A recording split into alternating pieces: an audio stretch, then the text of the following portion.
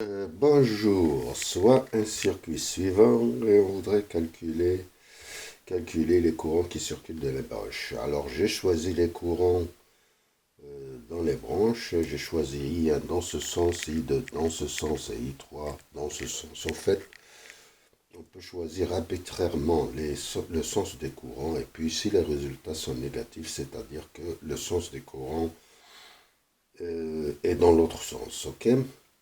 Maintenant, une fois qu'on a choisi, eh ben, on va savoir le plus haut potentiel dans les résistances. Ici, dans les sources, on le sait. Ça, c'est le plus, ça, c'est le moins, ça, c'est le moins, ça, c'est le plus. Et pour les charges, par exemple, pour les résistances, puisque le courant circule dans ce sens, le plus haut potentiel, c'est celui-là, et le plus bas, c'est celui-là. Le plus haut, c'est celui-là, le plus bas, c'est celui-là.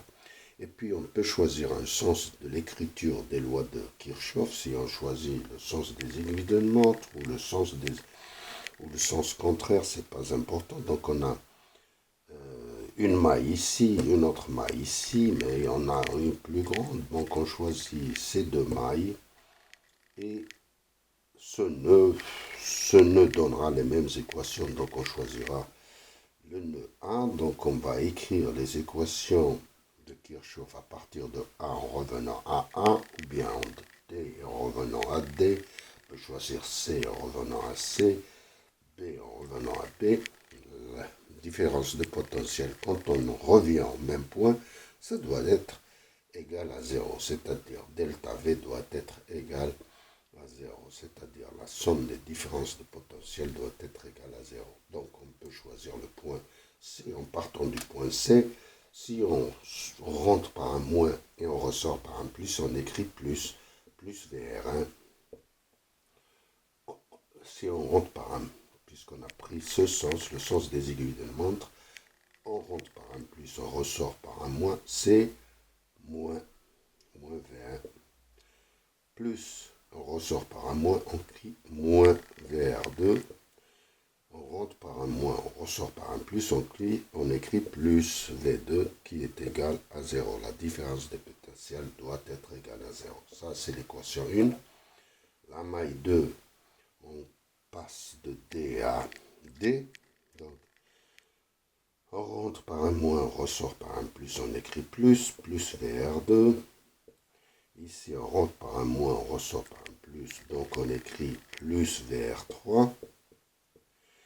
On rentre par un plus, on ressort par un moins, on écrit moins V3 qui est égal à 0. Voilà. Maintenant, on peut réécrire ces équations d'une autre façon. Et on a ce nœud, on peut écrire l'équation, c'est la somme des courants rentrants qui est égale à la somme des courants sortant d'un nœud. Voilà. Voilà, ça commence.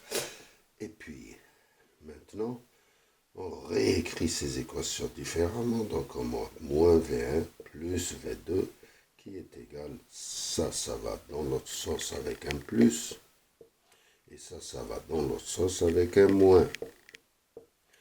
Voilà, la deuxième, on va écrire moins V3 ou on laisse V3, on le prend dans l'autre sens, c'est V3 qui est égal à VR2 plus VR3.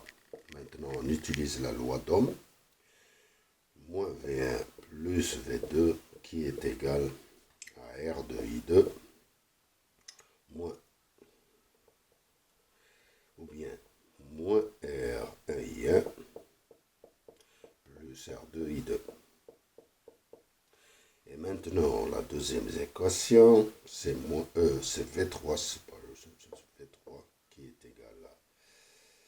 est égal à R2I2 plus R3I3. Alors I3, il faut le remplacer pour avoir une équation à deux inconnus. I3, on peut le remplacer par I1 plus I2. Alors on réécrit une nouvelle fois ces équations. Le but c'est de résoudre ces équations. Donc on va réécrire encore ici. Moins V1 plus V2. C'est égal à moins R1 I1 plus R2I2.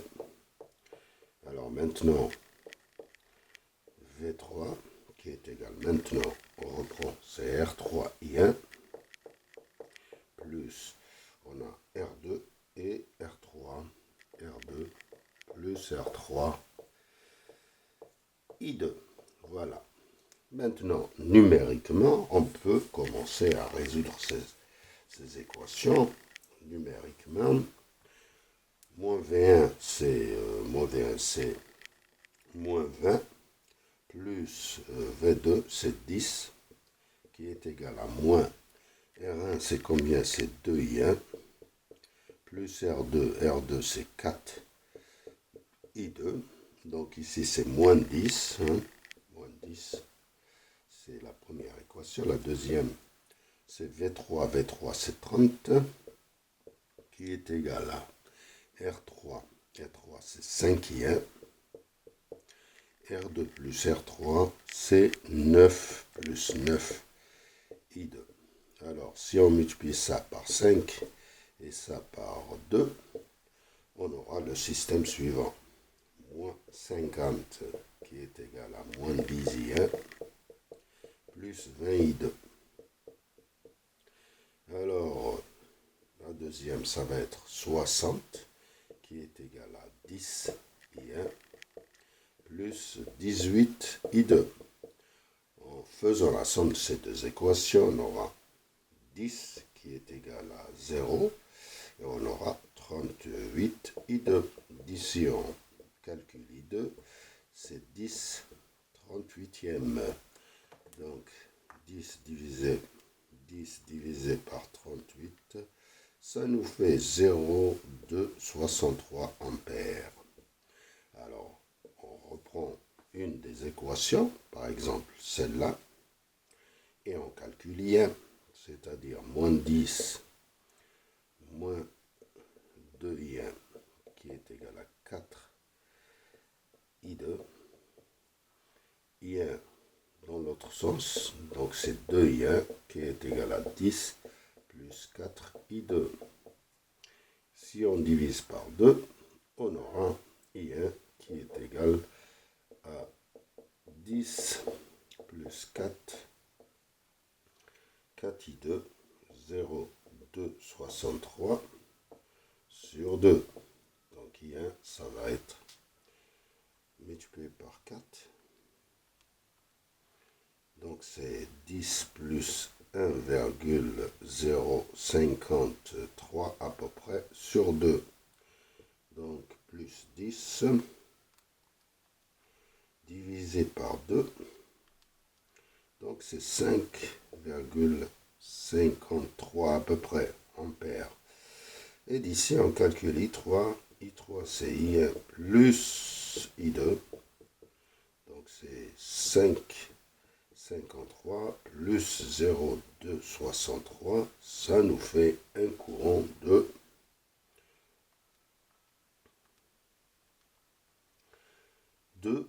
5, à peu près 8 ampères. Et c'est tout ce que j'avais à dire et je vous remercie de votre attention.